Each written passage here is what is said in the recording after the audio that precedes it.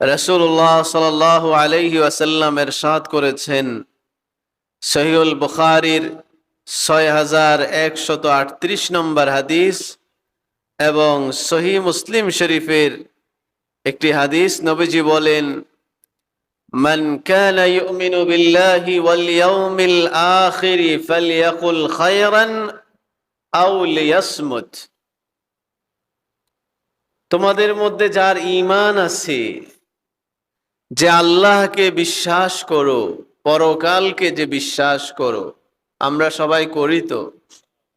আমরা মহান আল্লাহকে বিশ্বাস করি, আল্লাহর রাসূলকেও আমরা বিশ্বাস করি, এবং এই জীবনের পরে আরেকটা জীবন আছে।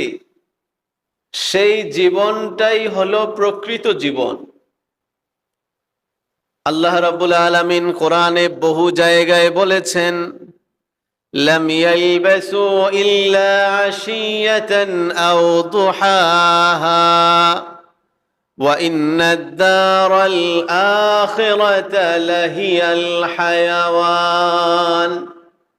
দুনিয়ার জীবন তো হলো একটা দিনের 24 ঘন্টার মাত্র একটা বেলা, 1 ঘন্টা অথবা আধা ঘন্টা সময় পুরো দুনিয়ার জীবন। وَإِنَّ الدَّارَ الْآخِرَةَ لَهِيَ الْحَيَوَانُ।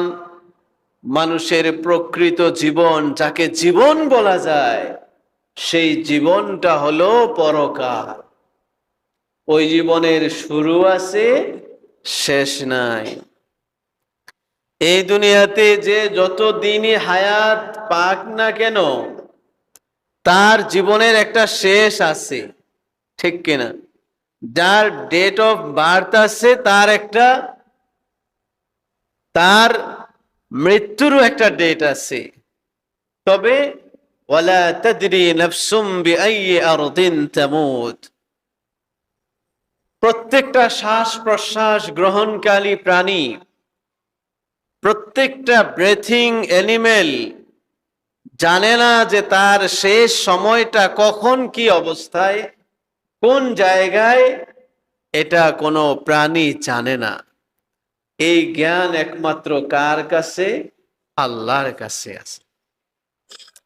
রাসূলুল্লাহ সাল্লাল্লাহু আলাইহি ওয়াসাল্লাম বলেন, তোমরা যারা আল্লাহকে, আল্লাহর রাসূলকে বিশ্বাস করো, পরকালকে যারা বিশ্বাস করো, ফালিয়াকুল খায়রান আও লিয়াসমুত। কথা বললে সে যেন ভালো কথা বলে, আর না হয় যেন চুপ থাকে।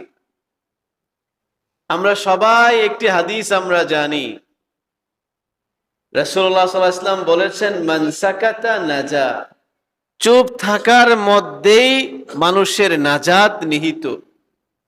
যে চুপ রইল সে মুক্তি পেল, আর যে বেশি কথা বলল সে নিজেকে ধ্বংসের মধ্যে ফেলে দিল। আরবিতে একটি প্রবাদ আছে, আল মিকসারু কাহাতিবিল লাইল। উলামায়ে কেরাম জানেন, যে বাচাল বেশি কথা বলে তার উপমা হলো কাহাতিবিল লাইল। তিমির রজনীতে, প্রচন্ড অন্ধকারের মধ্যে, গভীর অন্ধকার রাতে যে ব্যক্তি খড়ি লাকড়ি সংগ্রহ করে, বনের ভিতরে অন্ধকারে সে খড়ি সংগ্রহ করে, এই লোকটা এই খড়ি সংগ্রহ করার মধ্যে হয়তো এমনও হতে পারে একটা বিষধর সাপকে সে খড়ি মনে করে ধরে ফেলতে পারে, আর এতে তার জীবনটা শেষ হয়ে যেতে পারে। বাস্তবিক যে অনর্থক কথা বেশি বলে, তার এই কথার মধ্যে এমন একটা কথাও হয়তো বের হয়ে যেতে পারে যার দ্বারা সে তার পরকালীন জীবনটাকে ধ্বংস করে দিল। ও ভাই, সবচেয়ে বড় একটা দুঃখের জায়গা হলো, এবং আমাদের অসচেতনতার, নিজেকে অবমূল্যায়ন করার সবচেয়ে বড় একটা দিক হলো, আমরা নিজেদেরকে মূল্য দেই না। আমি কি জিনিস, আমাকে কে বানালেন, আমি আমার গুরুত্ব আমার কাছে নাই। আমি মনে করি আমি যা বললাম এটার কি আর হবে, আমি আমি আমার জবান দ্বারা বললাম, এতে কি আসে যায়। ও ভাই, আমরা মনে করি একটা দেশের প্রধানমন্ত্রী, রাষ্ট্রপতি বা সমাজের যারা কর্ণধার, যারা এলিট শ্রেণী, তাদের কথার মূল্য আছে, সাধারণ মানুষের কথার কোনো মূল্য নাই। বিশ্বাস করেন, পবিত্র কোরআনে অসংখ্য হাদিসে শরীফায় রাসূলুল্লাহ সাল্লাল্লাহু আলাইহি ওয়াসাল্লাম ইরশাদ করেছেন, আমি আপনি যেই হই না কেন, আমার আপনার প্রতিটা আচরণ, এমনকি প্রতিটা কথা, এমনকি প্রতিটা থিঙ্কিং, আমি যা চিন্তা করছি, এই সবগুলোর মূল্য আল্লাহ রাব্বুল আলামিনের কাছে আছে। আপনার আমার কথা হয়তো আমার পরিবারও চলে না, আপনার পরিবার চলে না, মানে না মানুষ, কোনো দাম নাই। কিন্তু বিশ্বাস করেন, আপনার আমার প্রত্যেকটা কথার, প্রত্যেকটা আচরণের একেবারে সবগুলোর মূল্যায়ন কে করেন? আল্লাহ রাব্বুল আলামিন করেন। এই কারণে সূরা কফ, পবিত্র কোরআনের একটি সূরা, সূরা কফের 18 নম্বর আয়াতে আল্লাহ রাব্বুল আলামিন ইরশাদ করেন, মা ইয়ালফিজু মিন কাওলিন ইল্লা লাদাইহি রাকীবুন আতীদ ইয ইয়াতালাক্কাল মুতালাক্কিয়ানি আনিল ইয়ামিনি ওয়াশ শিমালি কাঈদ। আপনার আমার প্রত্যেকটা বিষয় লিপিবদ্ধ করার জন্য, ডকুমেন্টারি রেডি করার জন্য, সংরক্ষণ করার জন্য আল্লাহ রাব্বুল আলামিন ফেরেশতা নিয়োজিত করে রেখেছেন।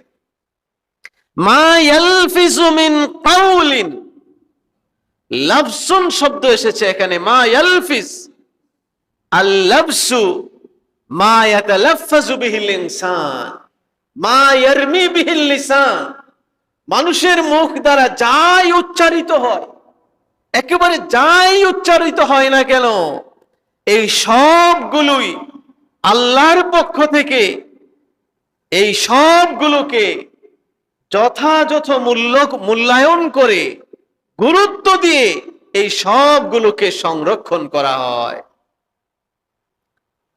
এজন্য ভাইয়ের আমার, আমরা চায়ের দোকানে বসে, রাস্তাঘাটে, বিভিন্ন জায়গায়, বন্ধু মহলে, আমরা অনেক সময় এমন অযথা কথায় লিপ্ত হয়ে যাই, এই কথাগুলোর মধ্যে যদি এমন একটা কথা আপনার জবান দ্বারা বের হয়ে যায় যা আপনার ঈমানকে ধ্বংস করে দেয়, আপনার পরকাল ধ্বংস হয়ে যাবে। এজন্য জবানের কথা যত কম বলা যায়, এর মধ্যেই মুক্তি। রাসূলুল্লাহ সাল্লাল্লাহু আলাইহি ওয়াসাল্লাম এই জন্য ইরশাদ করেছেন, বুখারী এবং মুসলিম উভয় কিতাবের হাদিস, মুত্তাফাকুন আলাইহি হাদিস, নবীজি বলেন, ওয়া ইন্নাল আবদা লা ইয়াতাকাল্লামু বিল কালিমাতি মিন সাখাতিল্লাহ লা ইউলকি বিহা বালান ইয়াহবি বিহা ফি জাহান্নাম। মানুষ তার আলাপচারিতার মধ্যে, খুশ গল্পের মধ্যে এমন একটা কথা, কালিমা, এখানে নবীজি ব্যবহার করেছেন কালিমা, এমন একটা ওয়ার্ড, নট সেন্টেন্স, এমন একটা ওয়ার্ড তার মুখ থেকে উচ্চারিত হয়ে যেতে পারে যেই ওয়ার্ডটা আল্লাহ রাব্বুল আলামিনের পছন্দ না। সে হয়তো এই বিষয়টাকে লা ইউলকি বিহা বালান, সে এটাকে কোনো ভ্রুক্ষেপই করে নাই, তার অজান্তেই, সে তার বেখেয়ালিতেই, অসচেতনতা বশত তার মুখ দ্বারা ওই ওয়ার্ড, ওই শব্দটা বের হয়ে পড়লো, ইয়াহবি বিহা ফি জাহান্নাম, নবীজি বলেন ওই একটা ওয়ার্ডের কারণে সে জাহান্নামে নিক্ষিপ্ত হতে পারে। এজন্য ভাইরা আমার, জবানকে হেফাজত করতে হবে। মুমিন কখনোই অযথা কোনো কর্ম, অযথা কোনো আচরণ এবং অযথা অনর্থক কোনো কথা বার্তা এগুলোতে লিপ্ত হতে পারে না। এটা মুমিনের শান নয়। নবীজি ইরশাদ করেছেন, মিন হুসনি ইসলামিল মারই তারকুহু মা লা ইয়ানিহি।